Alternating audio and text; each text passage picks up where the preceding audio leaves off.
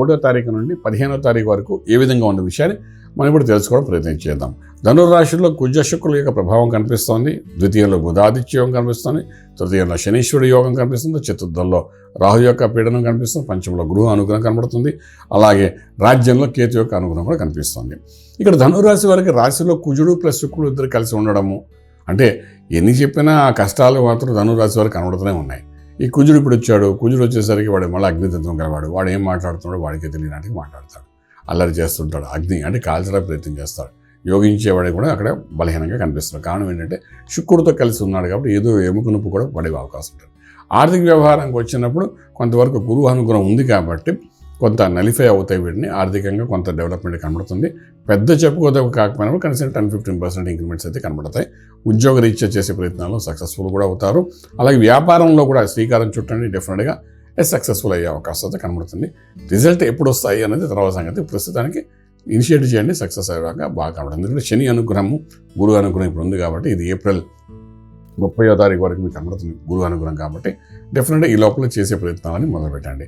అలాగే మనకు రాజకీయ రంగంలో ఉండే వాళ్ళకి రాజకీయంగా కొంతవరకు మార్పులు చేర్పులు ఎలక్షన్స్ ఇవన్నీ జరుగుతున్నాయి కాబట్టి డెఫినెట్గా సీటు కోసం చేసే ప్రయత్నాలు చేస్తారు. అదేవిధంగా గెలవడానికి చేసే ప్రయత్నాలు చేస్తుంటారు. సో వీటన్నిటికీ శ్రీకారం చుట్టడానికి ఏప్రిల్ 30 వరకు అనుగ్రహం ఉంది కాబట్టి ధనుర్రాశి వారు ఎవరైనప్పటికీ అందులో మూలా నక్షత్రం తీసుకోండి, పూర్వాషాఢ ఉత్తరాషాఢ తీసుకోండి, వాళ్ళకి సంపూర్ణమైన అనుగ్రహం ఉంటుంది మాత్రం చెప్పడానికి అవకాశం ఉంటుంది. ఇంపోర్ట్ ఎక్స్పోర్ట్ వ్యాపారం అనుకూలంగా కనబడుతున్నాయి. శుభవార్తలు వింటారు, శుభమైన కార్యం చేస్తారు. గృహప్రవేశం, శంకుస్థాపన, వివాహ వ్యవస్థ చేసే ప్రయత్నాలు సక్సెస్ఫుల్ పడతారు. మధ్యవర్తిత్వం వహించడం వల్ల సత్ఫలితాలు మీకు కనబడతాయి. ఈ పలానా వాడు పలానా పని చేశాడే, ఆయన లేకపోతే పని జరగదు అనే టైప్లో మీకు ఒక అనుగ్రహము, మీ మీద ఒక బ్లెస్సింగ్స్ ఉంటాయి. మీకు ఏంటి ఫలితమా అంటే ఆర్థికంగా పెద్దగా కనిపించదు. కారణం ఏంటంటే అక్కడ కుజ శుక్రుల యొక్క కలయిక వల్ల. Okay fine. ఉద్యోగరీత్యా కమ్యూనికేషన్ స్కిల్స్ మీరు చేసేదంతా చాలా సక్సెస్ఫుల్ అవుతుంది. అలాగే వ్యాపారంలో కూడాను మీరు ఇచ్చే టిప్స్ ఏవైతుంటే దానివల్ల సక్సెస్ఫుల్గా కనబడే అవకాశం కనబడుతుంది. ఇక పోతే మనకి లక్కీ నెంబర్ దగ్గరికి వచ్చినప్పుడు నెంబర్ 3 పాజిటివ్గా మీ పనిచేస్తుంది. మేధా దక్షిణామూర్తి మంత్రాన్ని సాధన చేసుకుంటూ ముందుకు వెళ్ళండి. అది కొంత సత్ఫలితాలు ఇచ్చే అవకాశం ఉంటుంది. అన్ని రంగాల్లో వాళ్ళకి కూడాను ఎస్పెషల్లీ ఈ మూలా నక్షత్రం, పూర్వాషాఢ నక్షత్రం వాళ్ళకి అన్ని రంగాలలో వాళ్ళకి కూడాను ఒక పాజిటివ్ ఎనర్జీ వస్తుంది. ఈ కుజుడు యొక్క తత్వాన్ని బలహీనపరచుకోవడానికి మాత్రం సుబ్రహ్మణ్యేశ్వర స్వామి యొక్క ఆరాధన చేయండి. అలాగే గురు మంత్ర సాధన చేయండి. ఇంకా కాని పక్షం మేధా దక్షిణామూర్తి మంత్రాన్ని సాధన చేయండి.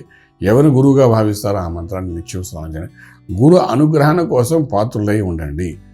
ఎవరికి మంత్రదానం చేశారో, ఎవరైతే మంత్రోపదేశం ఇచ్చారో, ఎవరైతే మీకు అనుగ్రహాన్ని ఇస్తున్నారో, గురువు అనుగ్రహంతో ఈ రోజైతే జీవితం గడుపుతున్నారో అటువంటి వాళ్ళు ఆ గురువు యొక్క అనుగ్రహానికి సంబంధించిన మంత్రాన్ని సాధన చేసుకుంటూ ముందుకు వెళ్ళడం ప్రయత్నించండి. ఎందుకంటే ఈ అగ్నితత్వంలో కుజుడు ఏంటంటే ఎవరినైనా ఎదిరించేటట్టుగా మాట్లాడతాడు కాబట్టి దాన్ని బలహీనపరుస్తూ మంత్రం ఎప్పుడైతే సాధన చేస్తారో మంచి చెడుకి రెండింటి వ్యత్యాసం తెలియడము, రాజమార్గంలో రాజ్యం పొందడానికి అవకాశం ఉంటుంది. కాబట్టి ఆ విధంగా చేసుకుని తెలండి సత్ఫలితాలు మీకు కలుగుతాయని చెప్పగలుగుతాం. శుభం వ్యాధ. ఈ వీడియో మీకు నచ్చినట్లయితే మీ మిత్రులకు షేర్ చేయండి. అలాగే మా ఛానల్ను సబ్స్క్రైబ్ చేయడం మర్చిపోవద్దు. Thank you.